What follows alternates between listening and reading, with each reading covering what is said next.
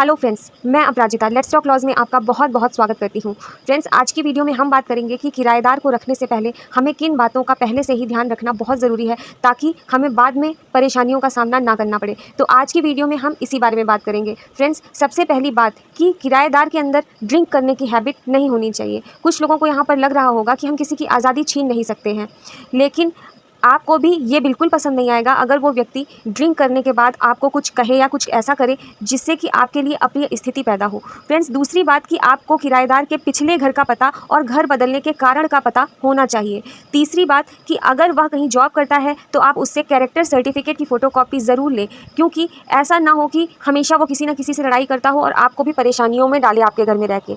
चौथी बात, वह देर रात तक पार्टी ना करता हो, क्योंकि आपके घर में अगर अनावश्यक का शोर शराबा होगा तो आपको भी अच्छा नहीं लगेगा।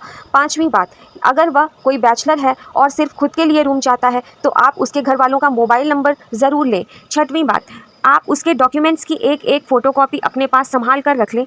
सातवीं बात, उससे एग्रीमेंट पर सिग्नेचर करवाएं जिसमें किराए के इंक्रीमेंट की दर, अवधि आदि सब विस्तार से मेंशन हो। आठवीं बात, या तो आप उससे परिचित हो अथवा आपने उसके डॉक्यूमेंट पुलिस स्टेशन में वेरीफाई करवा लिए हों ताकि उसके कागजात असली हैं और उसके खिलाफ कोई शिकायत तो दर्ज नहीं है, इस बारे में आपको जानकारी हो जाए।